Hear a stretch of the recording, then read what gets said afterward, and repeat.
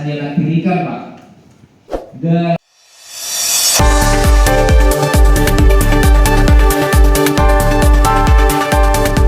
sejumlah perwakilan masyarakat Desa Kaliulingi, Kecamatan Brebes, menggelar audiensi dengan perwakilan pemerintah Kabupaten Brebes pada Selasa, tanggal 8 April tahun 2025. Audiensi berlangsung di lantai 2 gedung kantor pengelola terpadu Brebes dan dihadiri sejumlah organisasi perangkat daerah OPD, seperti Inspektorat, Dinas Pemberdayaan Masyarakat dan Desa, Dinpermades Camat Brebes, serta perwakilan dari Kejaksaan dan Kepolisian. Salah satu yang menyuarakan keresahannya adalah Mujani, anggota Badan Permusyawaratan Desa BPD Kaliulingi. Dalam audiensi tersebut, Mujani mengaku bahwa pihak BPD sudah berupaya menjalin komunikasi dengan Kepala Desa Kaliulingi, namun tidak mendapat respons yang baik. Kami sudah mencoba menyampaikan aspirasi dan pentingnya koordinasi antara pemerintah desa dan BPD, tetapi tidak digubris. Bahkan saat kami mengusulkan komunikasi lebih intens, Kades justru mengatakan, "Yang jadi kepala desa saya, apa kamu?" Ungkap Mujani. Keluhan juga datang dari warga RT 4 RW 2 yang mempertanyakan operasional mobil siaga desa yang dinilai jarang dimanfaatkan untuk kepentingan masyarakat. Kami tidak tahu harus menghubungi siapa untuk menggunakan mobil siaga. Mobil itu seperti hanya pajangan, ungkap salah satu warga.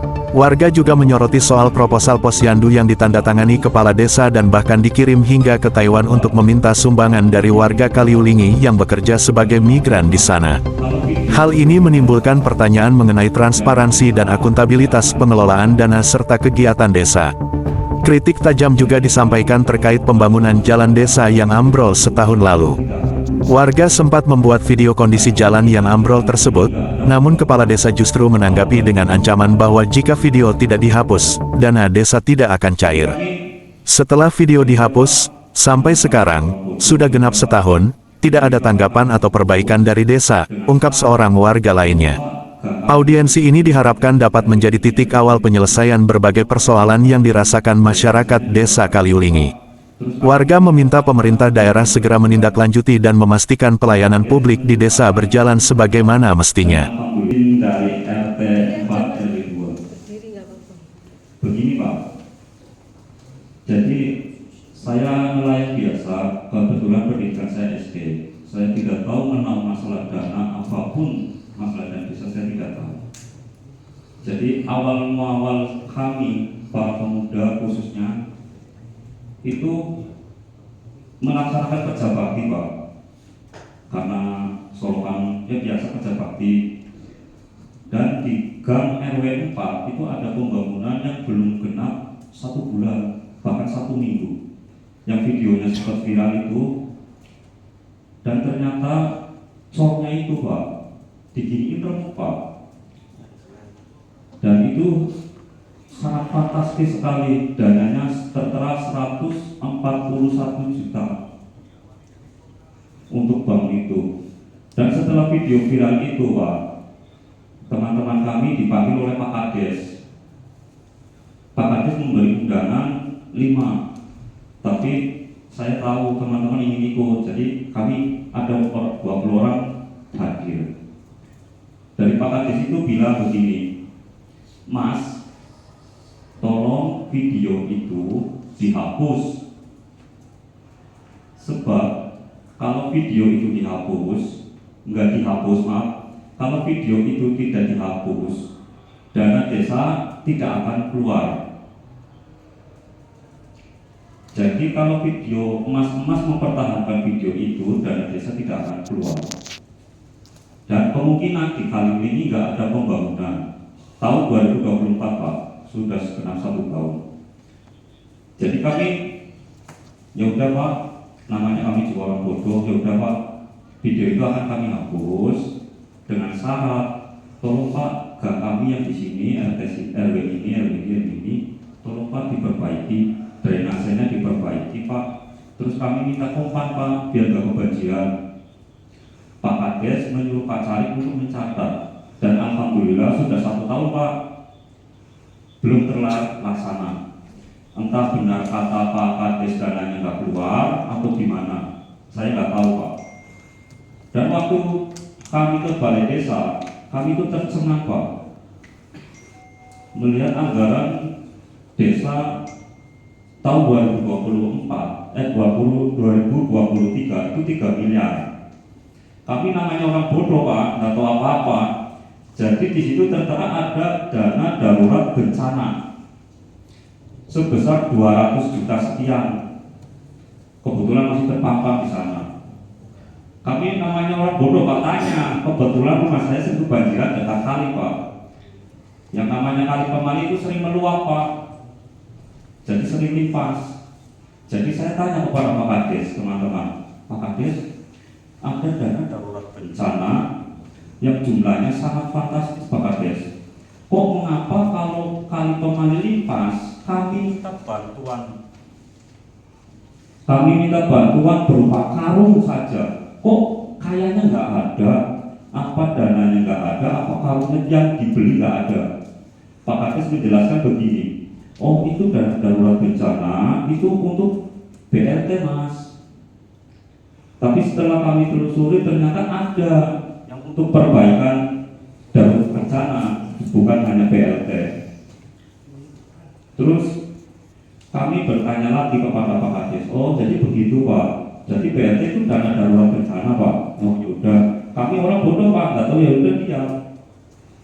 Terus kami bertanya lagi, Pak Kades, itu dana yang buat kelas ibu hamil, lansia, makanan tambahan, stunting, jompo itu ada Pak. Jumlahnya lumayan besar. Yang namanya saya Pak, seorang suami, saya juga punya istri Pak. Alhamdulillah istri saya pernah mengandung, pernah melahirkan, punya anak. Tapi alhamdulillah Pak, dana nggak pernah dapat. Mungkin ibu ya Bu ya? Makanan tambahan nggak pernah dapat, kelas ibu hamil itu seperti apa, ya Bu ya? Nggak ada sama sekali. Paling kalau posyandu itu anak dikasih jajan, mungkin snack sekitar 3 ribuan, betul ya Bu ya? Iya betul. Kok dananya sangat fantastis. Terus penyediaan alat kesehatan dan KB Pak, setiap tahun anggarannya ada, sedangkan istri saya saja kalau KB kan 6.000. Terus saya tanya kepada Pak Kades, Pak Kades tolonglah yang namanya mobil siaga dimanfaatkan Pak. Kok mobil siaga nggak pernah terparkir? Itu tahun 2024 saya bertanya. Alasannya kalau parkir di sini tak rusak. Pak Kades bilang kayak gitu. Jadi parkirnya di rumah Pak Kades saja biar aman. Lah saya kan tanya, Pak, kalau mobil siaga itu fungsinya apa sih Pak? Yang saya tahu kalau saya ke rumah sakit itu ada mobil siaga desa ini, desa ini, desa ini. Kalau kami warga Kalilingi ingin mempergunakan mobil siaga itu caranya gimana? Harus menghubungi siapa? Pak Kades cuma bilang kalau mau pakai silakan Mas, nggak apa-apa, tinggal ke desa saja. Sekarang gini Pak, logikanya gini. Saya nelayan nggak bisa nyupir, ada mobil. Saya ingin mempergunakannya, ada mobil orang nggak bisa nyupir gimana Pak? Apa keburu anak istri saya sakit, keburu melahirkan, orang tua saya sakit parah mau ke rumah sakit, apa harus saya cari supir dulu? Terus kan saya bilang kepada Pak Kades tolonglah kami merasakan seperti selain masalah anggaran terserah, orang saya nggak ngerti anggaran. Terserah Pak Kades mau dianggarkan bagaimana. Ternyata alhamdulillah Pak, sampai setahun mobil itu kembali lagi pada cari lagi Pak. Dan baru kemarin parkir Pak di desa kami. Terus yang kami sesalkan Pak, yang kami sangat sesalkan, ada sebagian ingin membentuk posyandu Pak. Masalah posyandu. Posyandu itu saya kebetulan dari luar negeri Taiwan ditelepon sama teman-teman saya di Taiwan. Mas, kok ada sih proposal posyandu ke Taiwan minta sumbangan? Saya instruksi kepada Pak Kades, kok ada sih proposal posyandu sampai ke Taiwan? Bukankah posyandu itu tugas Bapak? Mau membangun posyandu atau mau apa itu tugas Bapak dan Dinas Kesehatan. Setahu saya Pak, orang awam Pak, Jangan sampai minta ke Taiwan, Pak. Tolong, beban kami juga banyak, Pak. Kok mengapa pesan ke Taiwan? Alasannya saya nggak tahu. Lah kalau nggak tahu yang tanda tangan itu siapa, Pak, proposal itu? Ini Pak, waktu sama saya disempatkan untuk bicara sebentar. Saya hormat kepada Kapolri, yang saya hormati Bapak Camat dan seluruh jajarannya.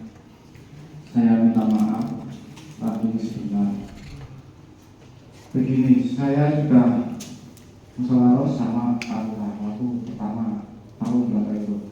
Saya udah ngomong, Pak, kalau ada apa-apa, yuk kita musyawarah.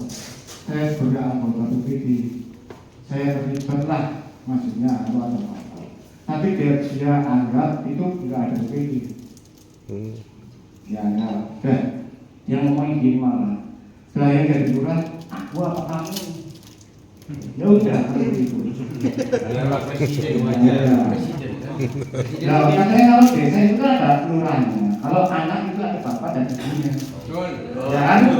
Nah, saya kan udah ngomong, Pak, ini hal yang sama, ada apa-apa, ayolah kita bersama satu musyawarah. Ya enggak, kita sendiri udah. Tapi kalau ada apa-apa, saya jangan dicampur. Saya warga biasa dan saya minggir. Saya tiap pas ke situ terus ada yang ngomong, PPD ini yang aktif, yang lain itu enggak ada yang aktif. Loh, saya kan yang main, katanya udah anggota PPD, anggota desa. Jadi kan dia pasti saya ke situ. Dan dianggap ngawasi atau gimana saya nggak tahu. Pada saya situ nggak mau minta uang, enggak. Hanya jalan-jalannya, maksudnya lihat-lihat lagi. Katanya udah anggota desa. Nah itu saya sarannya seperti itu aja. Saya minta maaf yang sebesar-besarnya. Assalamualaikum. Ada lagi Ketua apa? Anggota PPD. Anggota PPD kali ini. Mantan pendukung.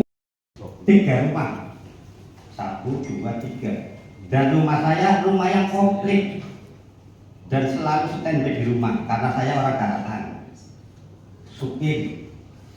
Kalau yang 1, 2 pada ke Taiwan, jadi sepi, hanya ada di rumah tangga. Dan Bapak Kadis itu berasal dari Tangan-Sari. Saya termasuk orang yang berani demi warga, Pak. Jadi sebelum Bapak Kadis ini menjabat, saya melihat rumah di depan saya. Jadi ini jalan, rumah saya kalau hujan selalu tuh. Bukan tuh ya banjir hujan karena telatnya apa itu? Telatnya drainase, air keluar. Nah ini yang menjadi apa? Saya itu kalau rumah saya kebetulan tinggi, jadi kalau rumah saya kelap berarti kan ini kelap semua. Karena paling tinggi sih, boleh dikatakan paling tinggi saat itu.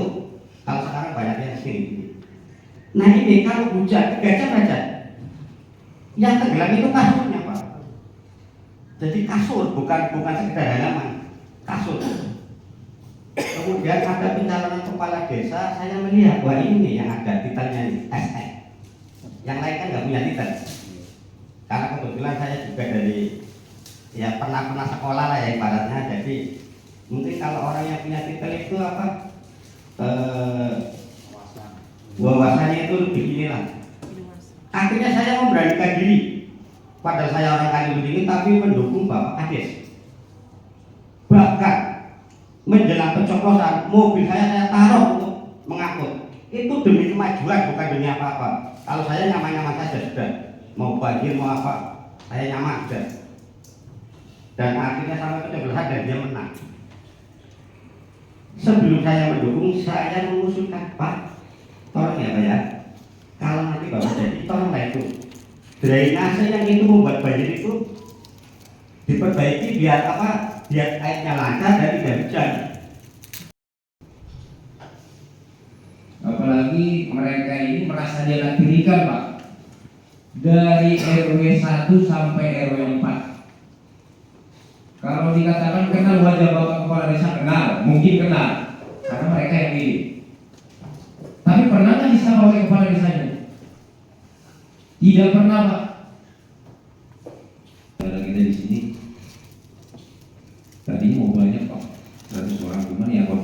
10 ya, ikutin 10. Bahkan di bawah ada 10 orang lagi. Dan warga sekarang di kantor desa Pak, menunggu kabar dari hasil audiensi kita ini. Mereka ngapain? Mereka nggak anarkis Pak. Bahkan mereka sekarang lagi gotong royong misalnya. Karena menurut mereka kantor desanya nggak layak. Dan hasil investigasi kami Pak, contoh kecil, pantas tidak rumah yang harusnya dijaga keadaan kantor desa seperti ini Pak. Kantor desa saja sudah tidak bisa diurus, apalagi masyarakatnya. Itu contoh kecil. Banyaknya swadaya Pak, karena mereka sudah bosan mengajukan. Pak Kepala Desa, gang saya begini, ini, mereka bosan, lama-lama ya udah urunan swadaya. Apakah pantas begini 24?